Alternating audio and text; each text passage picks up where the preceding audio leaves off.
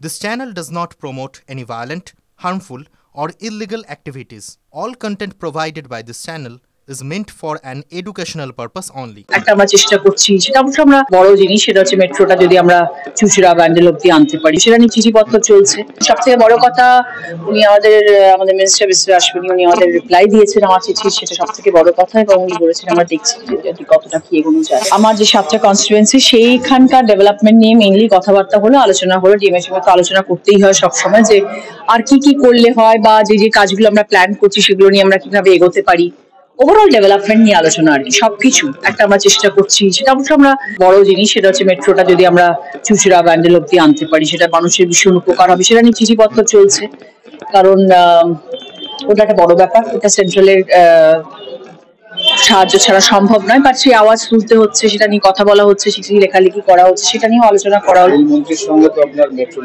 হ্যাঁ, লেখালেখি হয়েছে, চিঠি উনি রিপ্লাই দিয়েছেন। সবথেকে বড় কথা, উনি আমাদের মিনিস্টার মিস্টার আশবিনী, উনি আমাদের রিপ্লাই দিয়েছেন আমার চিঠি, সেটা সবথেকে বড় কথা। এবং উনি বলেছেন আমরা দেখছি যে কতটা কি এগোনো যায়। বড় জিনিস, বড় কাজ, কিন্তু ছোট ছোট করে এগোতে হবে। হ্যাঁ, এফআইআর করতে হবে, দেখতে হবে সেটা যে কোথায় কিভাবে কি করা যায় সেটাও দেখতে হবে। এবং শুধু তো ডাইরেক্ট ব্যান্ডেল হবে একটা প্রসেস, তো হাওড়া থেকে, শ্রীরামপুর থেকে ওই পুরো বেলটা, ওটা কিছুটা প্রসন্দা, কিছুটা কল্যাণদা, হাওড়াতে রয়েছেন প্রসন্ন ব্যানার্জি, শ্রীরামপুরে রয়েছেন কল্যাণ দাস, সবার সাথে মিলিতভাবে আমাদের এটা করতে হবে যদি এটা করা যেতে পারে।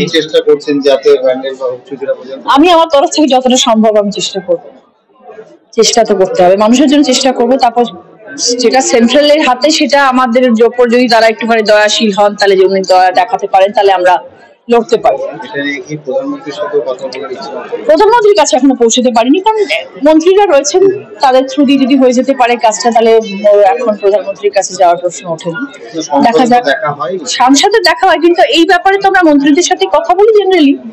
আর সাংসদে কি হয়, একটা প্রশ্ন যদি তুমি, অনেকে হয়তো ভাবেন যে সাংসদে কথা বলা হয় না কেন, কিন্তু যখন 500-র উপরে এমপি চিঠি জমা দেন, কার্ডটা যে লটারির মাধ্যমে উঠে কথা হবে, কে যে বলতে পারবে, এটাতে বিশাল বড় একটা প্রশ্নবোধক চিহ্ন। আমি যতবার চেষ্টা করছি, একসময় উঠে গেছিল বলাগড়ি রোশন নিয়ে, যখন আমি কথা বললাম, ভাবন নিয়ে যখন কথা তুলেছিলাম, সেটা আমার কপাল ভালো, আমি পেয়ে গেছিলাম এবং আমি বলতে পেরেছিলাম। আগামী দিনে আমি চেষ্টা করবো আমার মেট্রো রেল এবং আমার আগামী দিনে আমার অন্যান্য সমস্যা যেগুলো আছে সেগুলো নিয়ে কথা তোলার। যদি কপাল ভালো থাকে বলতে পারবো, আওয়াজ তুলতে পারবো। আর তাছাড়া সব থেকে বড় যেটা প্লাস পয়েন্ট, সেটা হচ্ছে যদি তুমি আওয়াজ তুলতে পার্লামেন্টে নাও পারো, চিঠির মাধ্যমে ওনারা রেসিপ্রোকেট করেন, সেটা ভীষণ প্লাস পয়েন্ট। মানে ইমিডিয়েটলি তুমি যদি একটা চিঠি দাও, তার রিপ্লাই আসে।